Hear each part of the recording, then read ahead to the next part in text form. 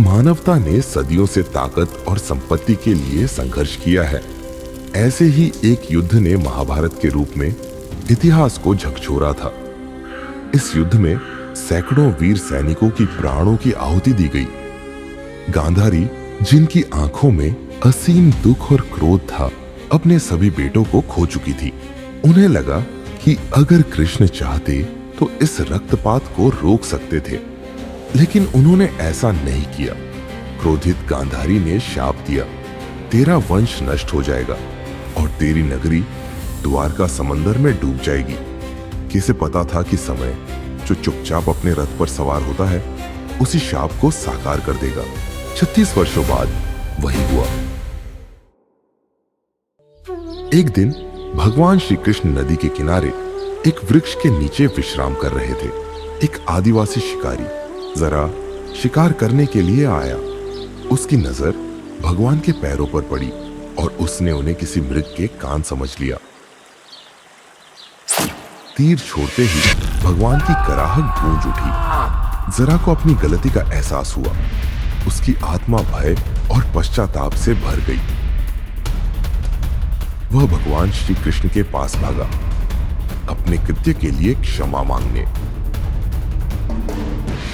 भगवान श्री कृष्ण ने उसे शांति दी और कहा, तुझे चिंता की कोई आवश्यकता नहीं है। बहुत पहले मैंने तुम्हारे बलि अवतार को एक छल से मार दिया था और तभी से यह घटना अनिवार्य हो गई थी। इसी के साथ भगवान कृष्ण अपने पार्थिव शरीर को वहीं छोड़ गए। बेहद दुख और प्रायश्चित के साथ जारा अर्जुन के पास गया। अर्जुन, जो श्री कृष्ण के सबसे प्रिय मित्र थे, भगवान के शरीर का अंतिम संस्कार करने के लिए आए। उन्होंने देखा कि भगवान का शरीर पूरी तरह से राख में बदल गया, लेकिन एक दिव्य हृदय शेष रह गया। अर्जुन ने उस हृदय को एक लकड़ी की छांव पर रखा और उसे नदी में प्रवाहित कर दिया। नदी के इस प्रवाह में समय के साथ यह हृदय महानदी के किनारे पे बसा एक छोटे से आदिवासी गांव के पास पहुंच गया। इस गांव में एक आदिवासी जाति के लोग रहते थे जिन्हें सब्र कहा जाता था, और उनके मुखिया विश्वावसु एक महान और समझदार व्यक्ति थे। उन्होंने उस हृदय को अपने साथ ले जाकर एक गुप्त और पवित्र स्थान में रखा और उस हृदय की नील माधव के नाम से पूजा करते रहे। सबरों के अलावा किसी को इसकी जानकारी नहीं थी। तब अवंती राज्य के राजा इंद्रद्युम्न थे। राजा इंद्रद्युम्न भगवान विष्णु के परम भक्त थे और उनका एक ही सपना था, भगवान विष्णु का दिव्य दर्शन प्राप्त करना। एक दिन एक महात्मा राजा के पास आए और उन्हें भगवान नीला माधव के बारे में बताया। राजा इंद्रद्युम्न ने अपने ब्राह्मण पुरोहित विद्यापति से तुरंत नील माधव का दर्शन करने के लिए कहा। विद्यापति ने बिना किसी देरी के ओडिशा की ओर यात्रा शुरू की।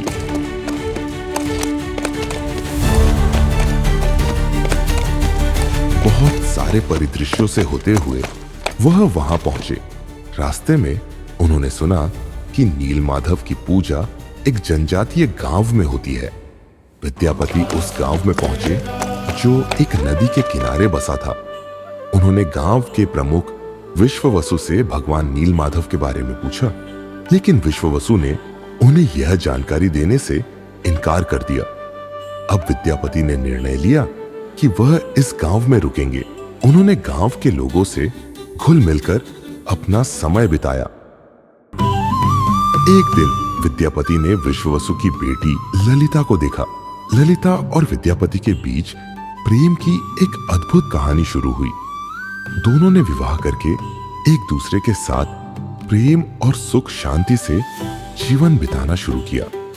एक दिन विद्यापति ने ललिता से कहा, क्या तुम अपने पिता से यह नहीं कह सकती कि वह मुझे नील माधव के दर्शन के लिए ले चले? ललिता ने उसका दिल से वचन लिया और उसे आश्वस्त किया कि वह अपने पिता से यह बात जरूर कहेगी। ललिता की विनती पर विश्ववसु ने नील माधव के दर्शन के लिए विद्यापति को अपने साथ ले जाने का निर्णय लिया। विश्वासु ने विद्यापति से एक शर्त पर रास्ता दिखाने को कहा कि विद्यापति को रास्ते भर आंखों पर पट्टी बांधकर चलना होगा ताकि भगवान का स्थान गुप्त रह सके। लेकिन विद्यापति चतुर था। उसने चुपचाप सरसों के बीज अपने साथ लिए और रास्ते में उन बीजों को गिराना शुरू किया ताकि वह रास्ते का पता रख सके। कुछ समय बाद वे गुफा तक पहुंचे। जब विद्यापति ने भगवान नीलमाधव की दिव्य मूर्ति को देखा तो वह मंत्रमुग्ध हो गया।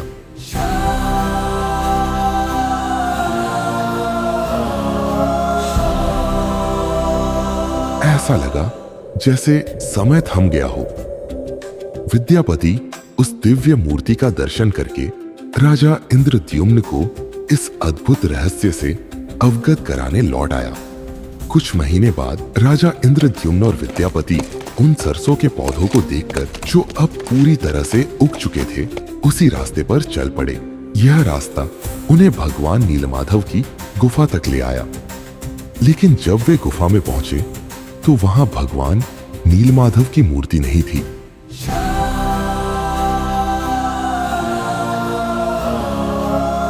पूरी गुफा खाली थी। राजा इंद्रद्युम्न अत्यंत निराश होकर महल वापस लौट आए और उनकी खोज अधूरी रह गई।